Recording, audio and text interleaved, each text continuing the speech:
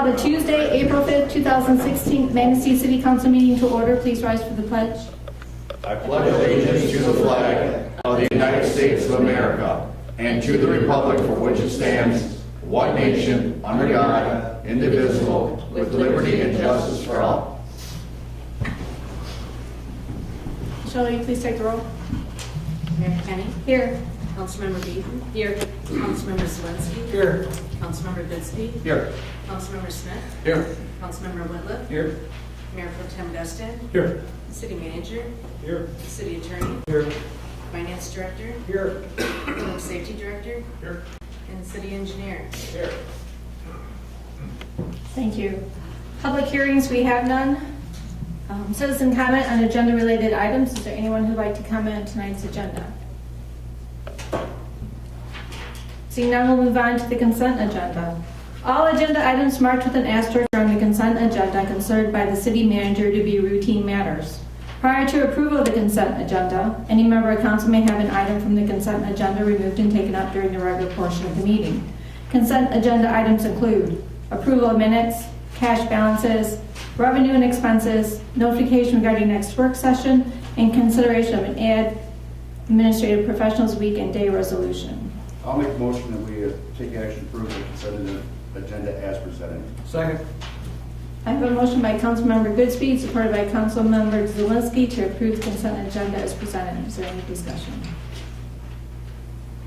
Seeing none, will you please take the roll? Councilmember Beaton. Yes. Councilmember Zelensky. Yes. Councilmember Goodspeed. Yes.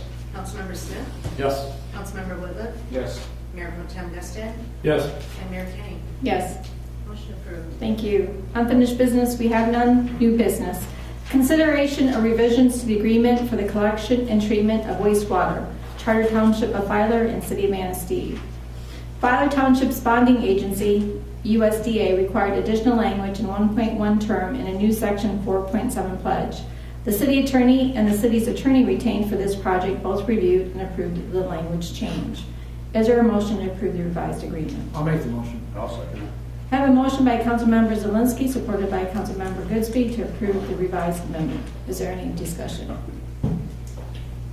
I just want to thank our attorney and the Township of Filer and all the people who put effort into this. It's been a long time coming, and I'm really looking forward to having a good relationship with Filer and being able to help them treat their water. So. Anyone? See now, will you please take the roll? Councilmember Zelensky. Yes. Councilmember Smith. Yes. Mayor Pro Tem Dustin. Yes. Councilmember Beaton. Yes. Councilmember Whitliff. Yes. Councilmember Goodspeed. Yes. And Mayor Kenny. Yes. Motion approved. Thank you. Consideration of authorizing a mobile barbecue trolley food service. Little River Management owner John Ball is requesting permission to operate a full-service mobile barbecue concession trolley in the city. Their business model uses a converted Manistee trolley to serve barbecue at different locations throughout the town. The vehicle would serve food at locations not currently served by other brick-and-mortar businesses. Is there a motion to take action to authorize? I'll make that motion. Second. I have a motion by Councilmember Whitliff, supported by Councilmember Goodspeed, to authorize the Little River Management. Is there any discussion? Are the parties here? I am. My name's John Ball. I'm the owner of Little River Management and the concession to be. How can I help us, guys? What you got in mind, Mark? Well, just if you could run through it, what you're going to do, The, hours, the time frame. Okay, the concept, of course, is not new. What our intentions are fully, though, is to not take from who's here. We're already friends with everybody here. The neighborhood, we've been here for 20 years. We know everybody, and we're not interested in their business. We want to mostly attend the fishermen, which have always been left out because of the times of days that they go, be it 5 o'clock in the morning till 11 o'clock. I want to be at the fish cleaning station here from 11 to 4 over here at the other launch on 31. And in the interim of that, maybe a couple of factories, during the day, but stay away from the others, just frankly stay away from the rest of the restaurants. We won't need them. What we sell, they don't sell anyways. So it's not much to it. It's pretty easy. We use all certified equipment. We'll have about $250,000 spent on the 3 rigs. We have 3 trolleys in restoration now. We're building a restaurant as we speak, a party store as we speak. All these different things are kind of in the making now. Should all come together. We made an offer on our 5th Avenue concession. Mark, I was hoping we got a piece of that, get in town with the products this year. If not, maybe next year, but we're hoping so. I wondered how we would find out about that, by the way. Somebody here would know if those bids have been open for the... They have not been They open haven't? yet. Okay. When will that happen?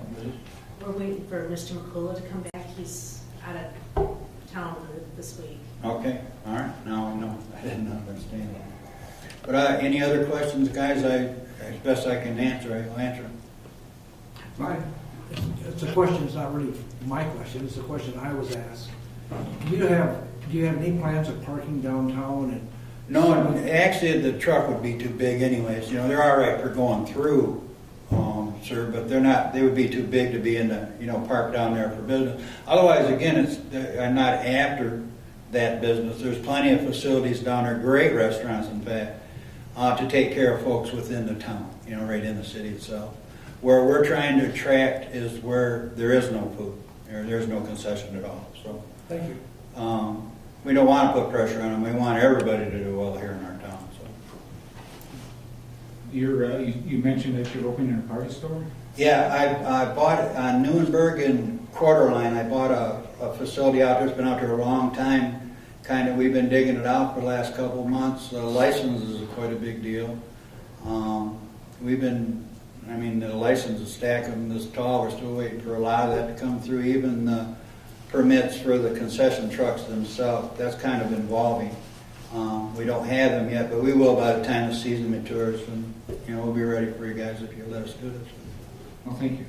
One of the items that you had listed for potential sale were beverages. Cold as no beers. No We do alcohol. have permits, though, or we have asked for permits for a season to have special events, given the city allows me. I could have a rib cook-off down in the city parking lot, maybe have 100 other vendors come.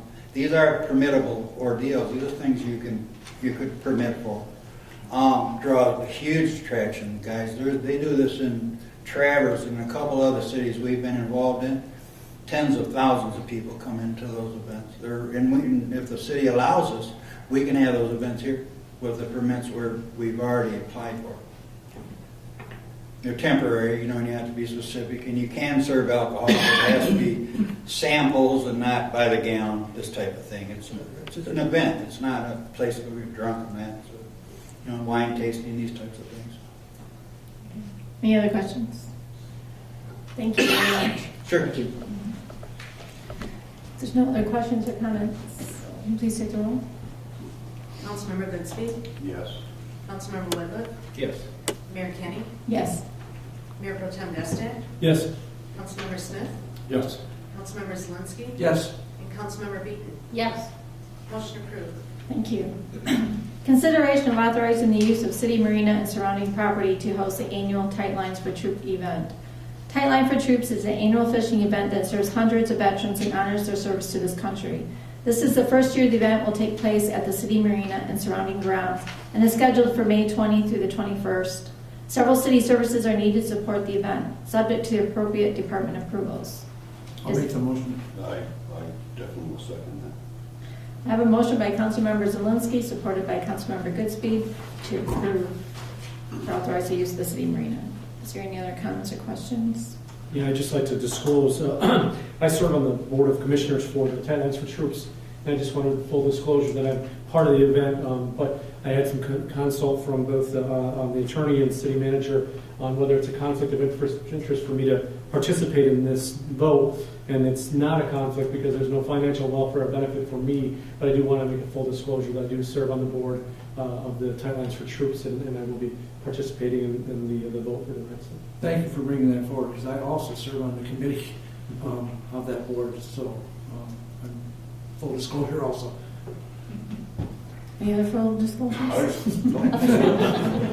Just for FYI, this is a completely new spot. Obviously, you know, the last several years, this has been down at the Sangs Marina, and it's been a great closed-in area where we contain and function very well there. So there's probably some nuances that may be challenging this year, from parking to traffic flow to personnel flow to boat flow to food flow to all of that. So we appreciate all the support, and we're continuing to look for volunteers to help out during the day, set up and things like that. So thank you. Any other comments or questions? Michelle, can you please take the roll? Councilmember Smith, Yes. Councilmember Whitmer, Yes. Mayor Pro Tem Gustin, Yes. Councilmember Beaton, Yes. Councilmember Zelinski. Yes. Councilmember Goodspeed, Yes. and Mayor Kenny. Yes. Motion approved. Thank you. Consideration of installment purchase contracts with Chemical Bank, Truck and Trailer Specialties of Boyne Falls Incorporated, and Tri-County International Trucks Incorporated for 2 plow trucks. On November 17, 2015, City Council approved the purchase of 2 plow trucks and related equipment in the amount of $369,661. When approved, it was anticipated that financing arrangements would have to be made at a later date. The truck chassis have been delivered to the vendor and need to be paid for so they can be delivered to the equipment vendor and assembled. The equipment vendor will be paid upon delivery of the finished trucks. The city attorney has reviewed and approved the agreements. Is there a motion to take action to enter into a 4-year installment purchase contract? I'll make it. Second. I have a motion by Councilmember Goodspeed, supported by Councilmember Whitliff, to enter into a 4-year installment purchase contract with Chemical Bank, Truck and Trailer Specialties of Boyne Falls Incorporated, and Tri-County National Trucks. Is there any discussion or comments? Yes, I'd like to raise the same objection that I had when we initially considered this, and that is that these trucks have a lifespan, as I understand, of about 15 years, yet we're in the process of purchasing 3 of the trucks in a 2 or 3 year period of time instead of spacing them out. My only real objection is that we're financing as opposed to paying for it, and we pay a premium when we do that in interest that doesn't really buy us anything of value. It's something we really need to look at in the future in the planning process, is purchasing items that we have cash so we can make that type of transaction. I have a question. Motor pool fund. Why don't we use some of that money, or what's the reason we don't?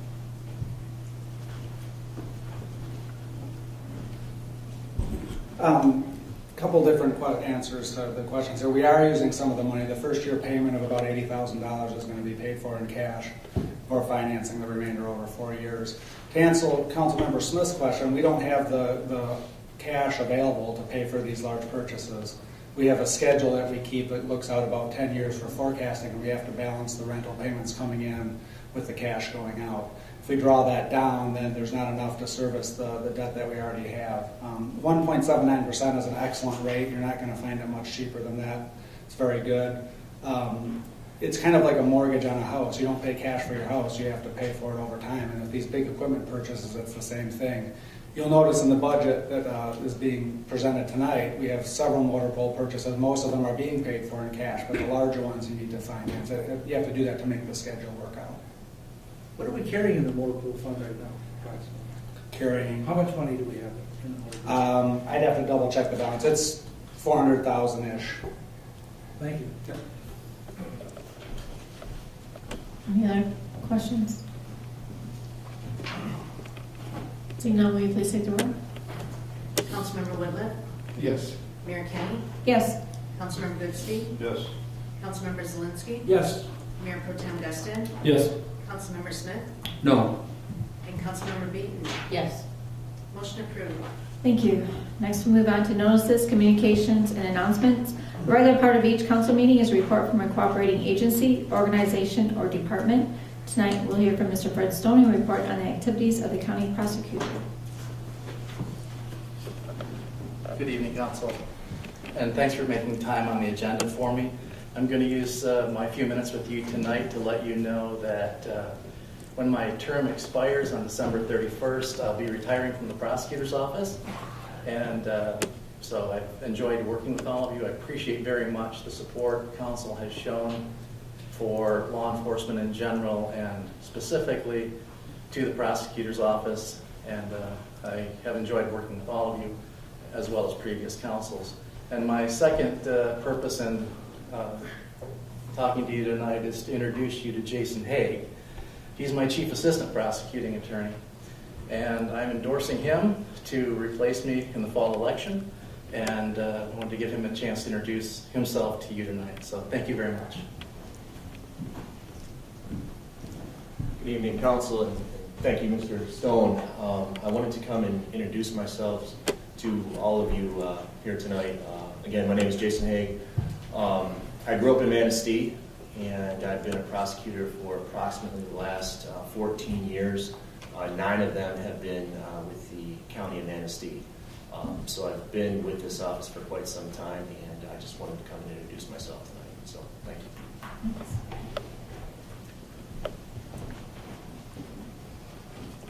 Next, we'll move on to the introduction of the fiscal year 2016-17 budget. The administration has prepared and proposed the 2016-17 fiscal year budget.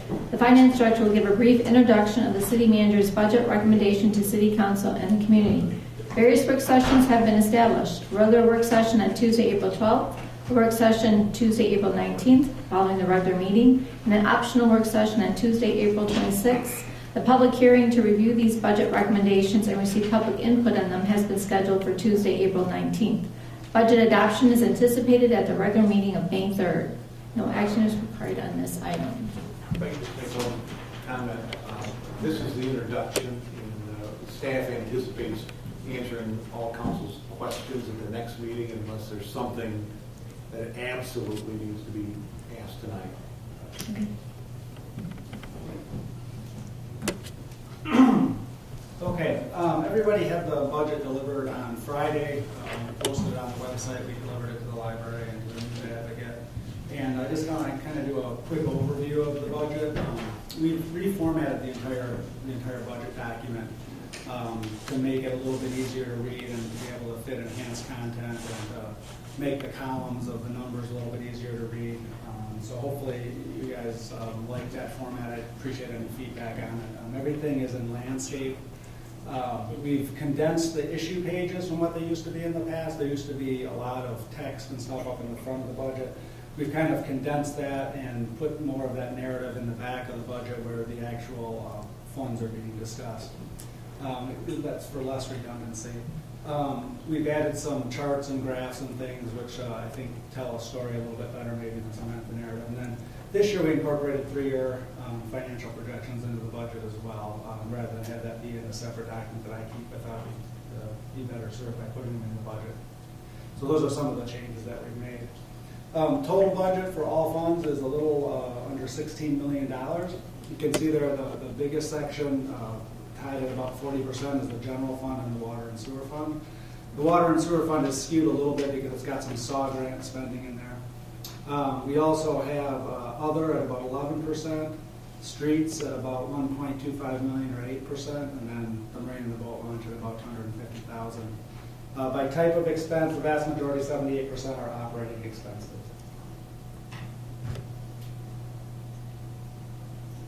Moving on to the general fund, the budget this year is $6.22 million. It's up about 1.3% over the prior year budget, or $80,000. This budget uses $40,000 of fund reserves.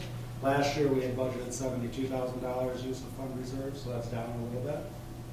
And the projection at the end of this budget year is a fund balance of $888,000, which is about 15.7%. You can see the chart there. The fund balance has fluctuated over time. We've had a little bit of a planned drawdown the last few years because of the funding of the Ramsdale Theater Executive Director. The Riverwalk repairs that might have to happen this spring are going to cause a hit to our fund balance.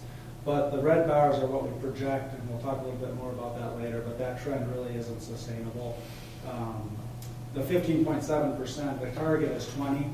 15 is probably as low as we really want that to go to give us the flexibility that we need. The general fund budget, DPW and parks, those two departments are about 1.5 million, about 24% of the budget. Police is about 18%, almost 1.1 million. And fire is just behind at just a little over $1 million. So between those, that's about 58% of the budget. Administrative runs about 16%, and then we have some other ones, debt, general. Appropriations at 4%, buildings at 3%, and then legislative less than 1%. Kind of gives you an idea of how the different services that are provided are broken up. There's two real challenges in the general fund. If you boil everything down, and it's revenue, they're all related to revenue. And the two challenges are our tax base and our state support. I want to talk a little bit about each of those. Our tax base has declined for 7 straight years, and if you look at this right here, all those are negative numbers. That's not a way to sustain city services. A lot of that has come since the housing crash and the real estate bubble and the market values. Some of it has come because we've had very, very low inflation rates over the last 10 years. The Fed has been keeping them low, and that impacts how much our taxable value can grow. 7 out of the last 8 years, we've had a decline in taxable value. So as you can see, what that has meant is our taxable revenue in 2017, right here, is almost the same as it was in 2007.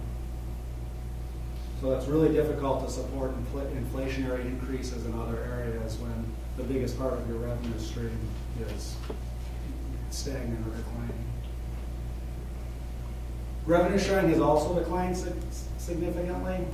Our peak was just under $1 million, and we're projecting it to be about $660,000. It's a big, big loss.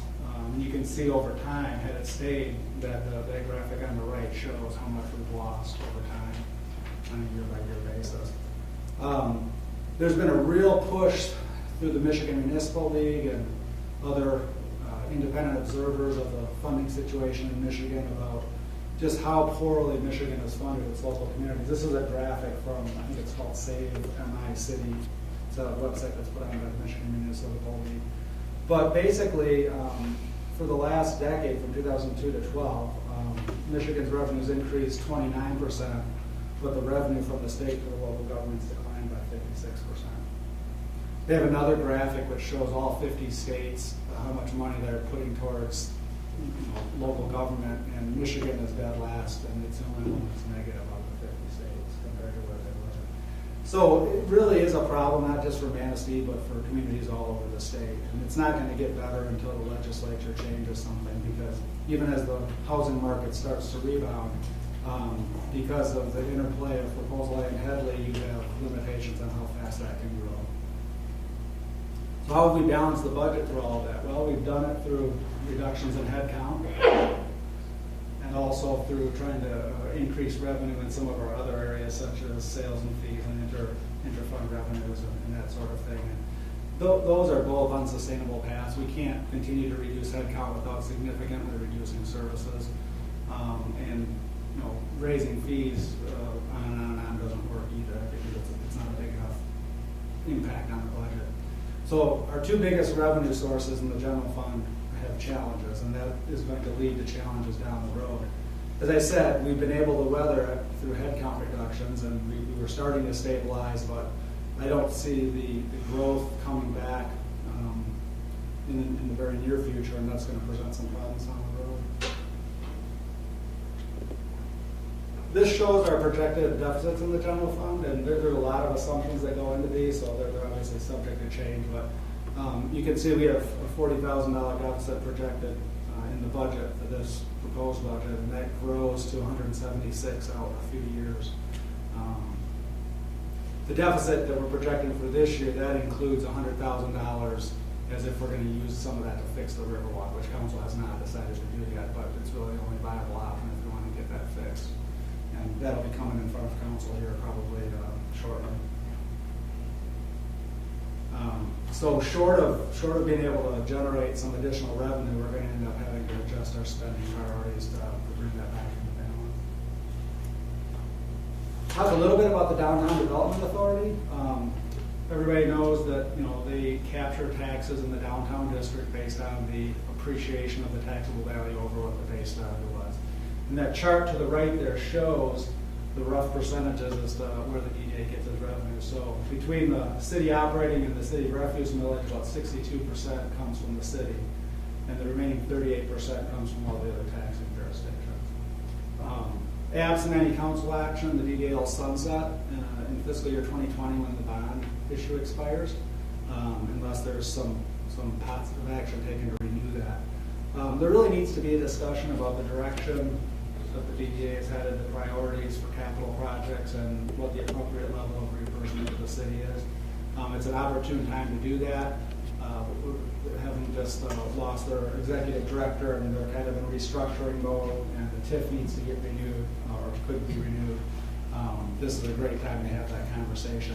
One thing to keep in mind is the legislature has been active in wanting to do some reforms on TIF districts. And in fact, I've been asked to sit on a working group for a small piece of that reform, for TIF reform. We're going to have our first meeting in a few weeks for that. But I think it's very plausible that the legislature could do something in their lame duck session that might dramatically change the way TIF districts can capture and retain taxes. And so if there is an interest in renewing this DDA TIF capture, then we probably need to talk about that and take action sooner rather than later. The other thing to keep in mind is the council must approve the DDA budget, and we've asked the DDA to deliver that to council sooner than a week before it needs to be approved. So hopefully they'll have that to us pretty soon. I think they're pretty well through that. Water and sewer utility. It's generally tracking well with the plan that was laid out in the rate study that we did. That's a combination of adhering to the scheduled rate increases and adhering to on the expense side on the budget. The proposed rate increase this year is 6%. As you recall, the plan called for 8.5% last year and then 3.5% moving forward. But in an effort to kind of smooth that to the ratepayers, we chose to implement that as a 6% over 2 years. And the plan calls for future rate increases to be at 3.5% per year. With that 6% increase, the typical user will have about a $4.50 per month increase. Our historical rate increases going back to 2002 are still less than the water and sewer inflation as measured by the federal government water and sewer CPI. That was something that was in the rate study and still holds. And so even with all the debt, even with all the repairs and stuff that we've had to do, and the rate increases that were necessary to fund that, we're still below what the nationwide average is. And that's really a statement as to how lacking across the country we are in taking care of our infrastructure. If the inflation rate is higher than that, that means that there's a lot of work that needs to be done out there. However, our rates are still very competitive with other communities in Michigan. This chart was a study that was done by the city of Grand Haven that had over 130 communities respond to it. And this is the combined water and sewer rates. And you can see we're pretty much in the middle of the pack, even with all the debt that we've had to take on for our sewer separation. A lot of communities are higher than us. Our water rates are lower than average, and our sewer rates are a little bit above average, which isn't surprising given that we don't have a water treatment plant. We have a very low-cost water source, but we have a lot of debt because of our sewer separations. So when you hear somebody say, oh, Manistee has the highest water and sewer rates in the state, not true. Not a long shot. And the projections show that our working capital is at adequate levels, or will be if we stick with our plan, which is really important. This right here, as we mentioned last year, we expected to have some cash flow issues by not having the rate increase go up to 8.5%. We were able to manage through that, but that's what happens when you don't have adequate working capital. But the projections show that we'll be in a comfortable zone if we continue with our plan. Key issues in the water and sewer utility. One is we need to complete the bond projects. There's going to be some of that happening this summer. Those are coming in generally on target. We've had to make a few adjustments, but things are going well with that. The Manistee and Filer Township agreements hopefully be complete in another 6 weeks, maybe 2 months max if everything goes well. We've been waiting for those for a long time. It's kind of interesting how they both are coming together at the same time, but to get those inked and in place and then to start working through the implementation of them will be a real positive for the city in the long term and positive for our neighboring communities. New NPDES permit, which is in the process of being negotiated. We need to definitely finish the SAW grant so we can study the system and get a handle on where the water is getting in and get a good solution designed to ultimately close off that last combined sewer overflow.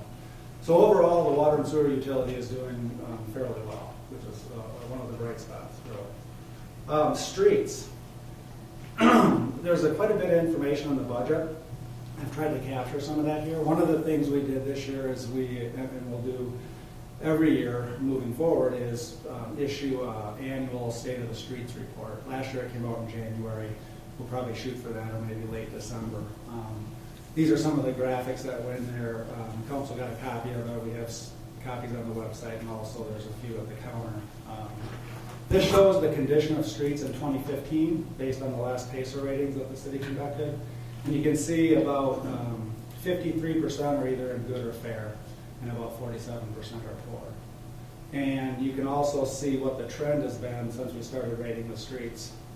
The good streets have gone up 7% from 12 to 19, so that trend's in the right direction. The fair streets have gone up by 4%, so that trend's in the right direction, and overall it's gone down by 12%, so that trend is also in the right direction. Keep in mind, a lot of the street work that was done and the level of spending that was done over this time period was partially related to sewer separation projects, partially related to a couple of bond issues for First Street and also for the orphan streets. So that level of improvement is going to be tough to maintain, but the transportation improvement plan that's been laid out here in the budget is starting to make incremental progress towards a sustainable funding formula. So I think that's positive. I think the community should be proud of the progress that's been made over the years. As I mentioned, in the budget, we have the transportation improvement plan for this current fiscal year through fiscal year 2021. The TIP anticipates almost $4 million in spending on streets over that time period. About $1.8 million in local, about $2,100,000 in major. It's really important to point out that the major street spending includes $750,000 of grants. One of them we're pretty confident we're going to get. The other one's a little bit more speculative, but probable. If we don't get $750,000 in grants, then obviously those numbers will change quite a bit. But that's a big important component of the major street spending program. The plan calls for about 11.2 miles of street work, almost 7 in major, and about 4.25 in local. And over that time period, there's about $470,000 of general fund allocations and about $710,000 in capital improvement fund allocations. That $710,000 does not include the annual debt service that the capital improvement fund pays for prior street projects.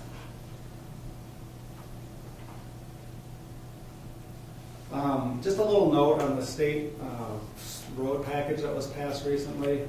You might recall there was a statewide election that got resoundingly thumped, and then the legislature went back to the drawing board and cobbled together a funding package. The funding package does not rely entirely on gas tax or registration fees. A lot of it relies on general fund revenues that may or may not materialize. So there's a lot of skepticism in the road community whether the funding that they're saying is going to show up actually will show up. But if we assume it does, and given the guidance that we're getting from MDOT, it looks like we're going to see about a 65% increase over about a 4-year period to ramp up to that. And that's about $350,000 total in new funding for streets, which is a big help if it actually shows up. This is in your budget. It's a little tough to see here on the screen, but basically it shows the type of work that's going to be done in each of the fiscal years, and I kind of want to run through this with a little bit of detail.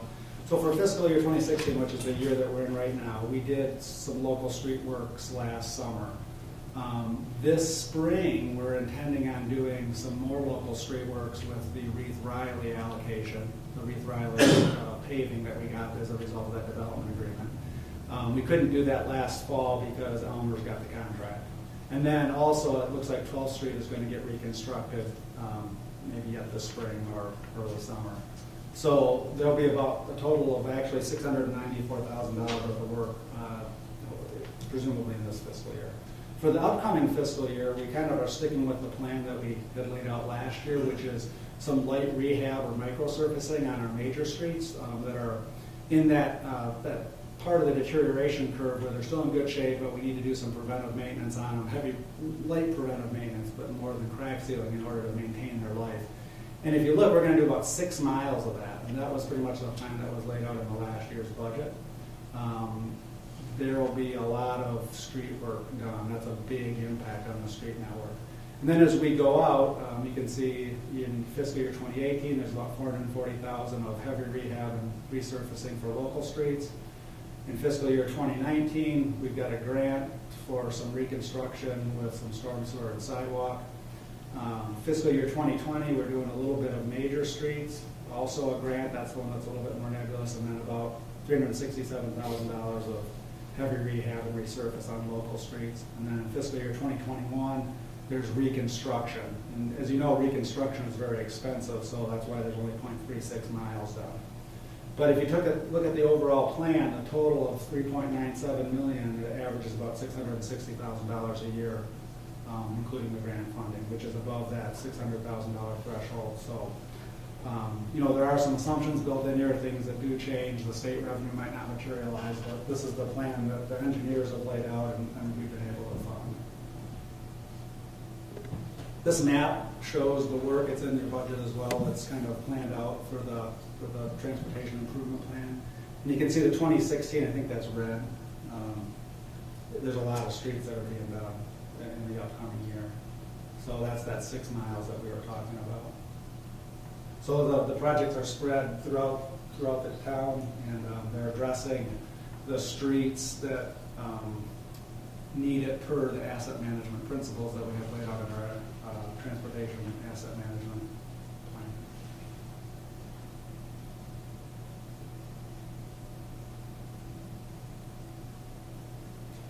Moving on to the marina. The marina operations continue to struggle to generate enough income. The revenues obviously are dependent on what the weather's like, how's the fishing, what are the fuel prices doing. Any of those can fluctuate, good or bad, in any given year. But the bottom line is the new building hasn't increased the boater traffic as was anticipated. Even though we're getting a lot of good compliments on it, it's not translating into more boat traffic, particularly in the shoulder seasons. The Harbor Commission, as I understand it, has made increasing revenue their number one goal. The budget assumes $65,000 in support from the capital improvement plan. That's up from $40,000 that was budgeted for this fiscal year, and the likely $65,000 to $70,000 that it will actually have to be this year. This budget is extremely tight with very little cushion. I mean, we're talking percentage points of retained cash left at the end of the year. So any fluctuation in boater traffic or assumptions could cause that number to move up or down. The marina is challenged for revenue, and it's probably in many ways has a greater challenge for revenue than, say, the Ramsell Theater, because it doesn't have a lot of options. You're not going to get charitable donations for the marina. You have the room upstairs, you can maybe rent it out more, but it's going to be a real challenge to get that to generate enough income. This graph here really is telling. It shows the transfers in versus the debt service. For 2012 through 15, the reason the debt service was less is because the oil and gas fund basically forgave some interest payments, or interest-only payments, and then started principal later on, extended their debt service out. But basically, the marina can cover its operations, but it can't cover its debt service, is what it boils down to. The boat launch, on the other hand, is self-sustaining. Although it's vulnerable to downturn in fishing conditions, and if you've been following the news at all, you know that the salmon fishery in Lake Huron has collapsed, and they're predicting that it's potential that it could collapse in Lake Michigan. And if that happens, then the boat launch probably isn't going to be quite as self-sustaining, because you're not going to see the traffic that you've had. But hopefully they can forestall that for a while. We are adding the pay tube at the Arthur Street launch. We've budgeted that should boost revenue by about $3,000. That's just based on some back of the envelope calculations. We'll go down to have a year under our belt. And if the fishing stays as it normally is, or declines just a little bit, then we will be accumulating enough reserves to replace the auto attendant down at the First Street Beach House in a few years, which it'll be time to do it at that point. These charts show a couple different things. One is the yearly sales. A couple things to point out. This was low, primarily I think due to construction down at First Street. But you can see it's fluctuated a fair amount from a high of 38,000. And this here is where we're showing an increase based on Arthur Street, and then we're expecting it for projection purposes to be flat. And you can see that most of our sales are in July, August, and September, which you would expect because that's when the fishing starts to heat up.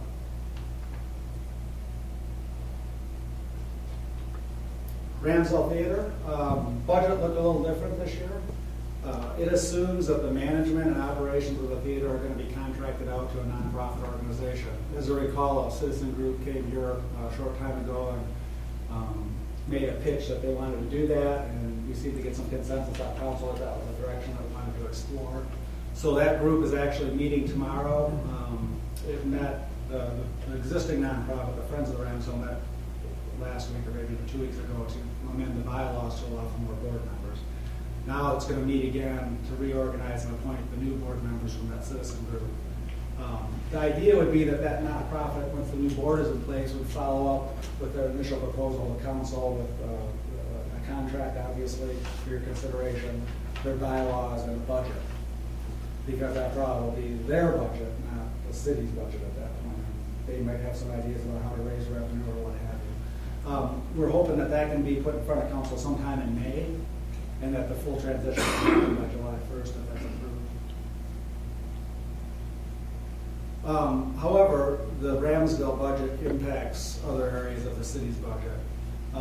This budget assumes that the general fund allocation to the theater is reduced from 90 to 70,000 this year, and the projections show that that allocation goes down and flat out at 50,000 in year 30. Again, whether the nonprofit group thinks that they can manage on that type of allocation from the city, I guess they'll have to weigh in on that. But I think that's a reasonable thing to kind of start weaning off city support, or at least reducing the level of city support. The other thing is the Ramsdale had built up some cash reserves, and this budget assumes that 20,000 of that cash reserve would be returned. The rest of it, about 60,000, would be maintained and transferred over to the nonprofit for working capital and repairs and maintenance. And I think that's really important. If we send them over zero money, they're going to fail because they have to have working capital.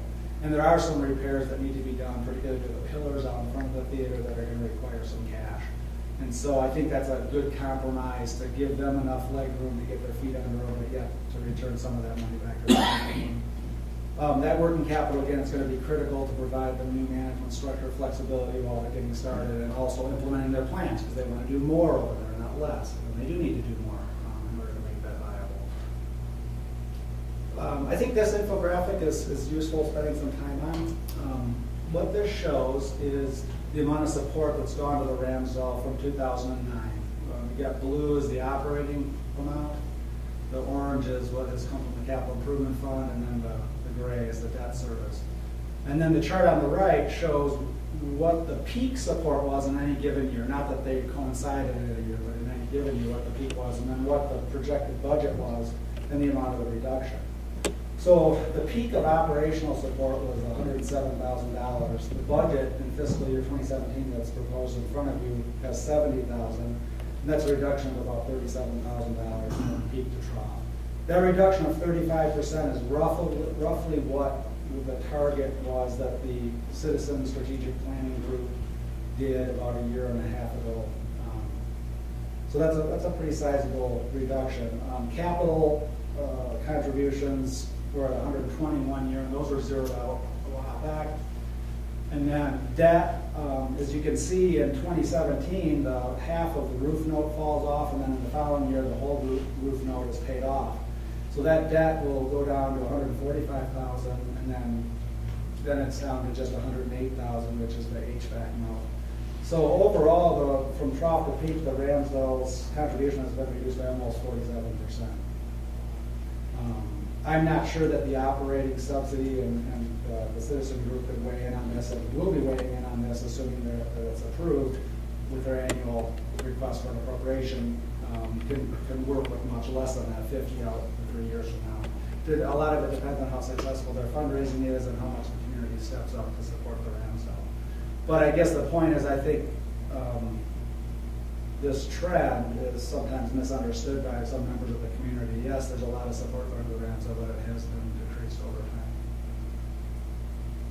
Oil and gas fund, again, that accumulates the royalties from city-owned mineral rights, and it's protected by the charter. I don't know if you've noticed or not, but the oil wells north of town and the Aztec producing facility have been shut down for a few months. That's because of the low price of oil.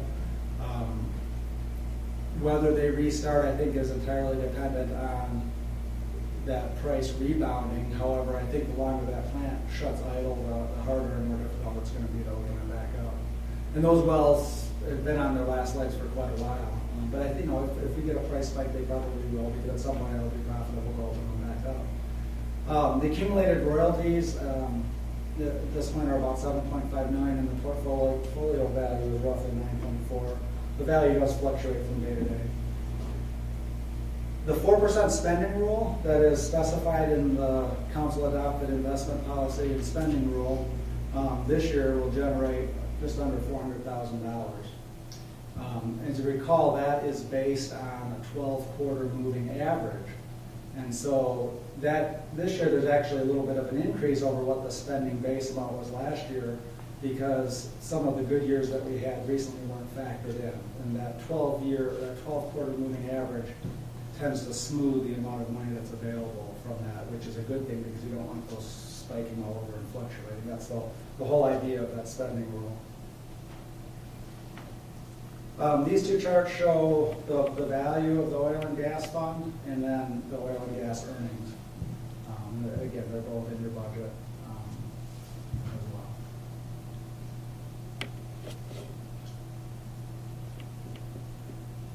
I think the thing to point out here is, now that we're exposed to markets, our earnings are variable. However, the spending rule smooths that, and the earnings that have happened since 2009 are more than enough to offset any downturns in the market, and in fact that was done by design to keep that in there kind of as an endowment and to be able to buffer that and to provide for smooth spending. So it's working as it was designed. The capital improvement fund, again, the revenue is from that 4% spending rule allocation. These are the notes for the projects that are budgeted in there. And I want to point out this graphic in your budget has a typo in it that I need to fix. The First Street bond and the Ramsdale Theater HVAC note, the headings were flip-flopped. This one has the correct numbers. So we've got a total committed expense of about $283,000. You've got Ramsdale roof note, which is down from what it used to be, because it's in its second to last year. You've got the Ramsdale Theater HVAC note. Municipal Marina, that's bumped up because of the fact that the projections don't show it being able to service its debt. And I think it's important to point out the First Street bond of about $73,000. That's the portion of that big capital improvement bond that went to streets to pay for the First Street reconstruction. So some of the funds that are committed in the capital improvement fund are for street work. And then if you look at the annual expenditures, you can see there's $80,000 going to local streets, and then small amounts to some other miscellaneous projects. So total expenditures there are about $381,000. This chart shows the percentage of obligated funds moving forward. You can see as the debt that was already committed to starts to drop off, it drops off. And then of the non-obligated funds, this year 81% of that is going for street improvements and 19% for other. Refuse fund. The refuse fund is a hybrid system that gets its revenue from taxes and from user fees. With taxes having gone down, or the tax base having gone down for 7 years in a row, we've had to adjust rates to offset that, because we've not adjusted the millage rate. The other thing you could do is make that millage rate higher, but that's not been a direction that anybody really wanted to go in. So this budget assumes what seems like a big increase, 9.1%, but it really works out to about 35 cents per month for a 1 to 2 bag user. We had a planned drawdown, which I'll show you in the graphic in a minute, of the fund balance. That plan has worked out, and now the fund reserves are stabilizing at a more reasonable level. We also this year implemented a once a month bulky item pickup.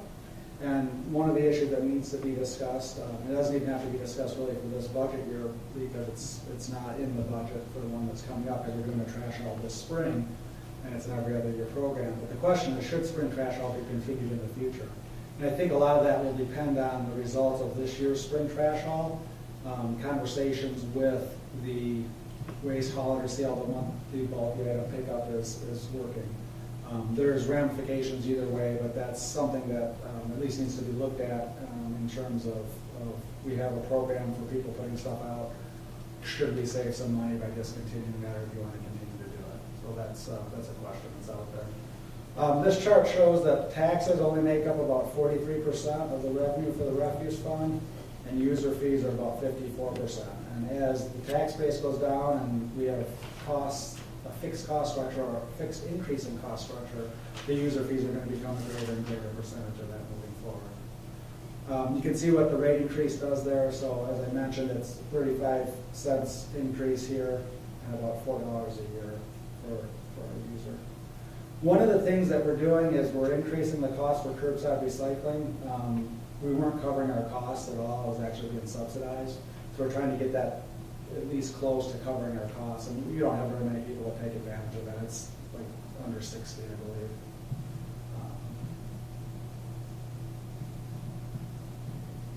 You can see the refuse fund balance. We started back in 2007 intentionally drawing this fund balance down. And now we're to the point where we're leveling it out and starting to maybe build a little bit. This is an okay level of fund balance. The refuse fund expenses are very predictable. But obviously we can't let it get down too low. We need to have some fund balance in that. Motor pool, it funds the purchase of equipment and vehicles and receives rent payments from both the general fund and the water and sewer fund.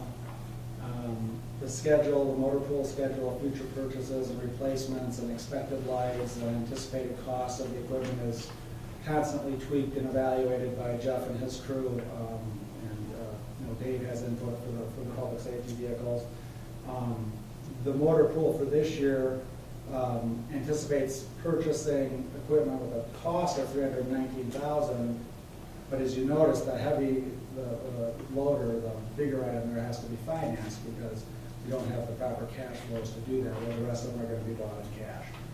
And that's just how the motor pool is set up. There isn't sufficient cash in there to pay for everything in cash. It doesn't.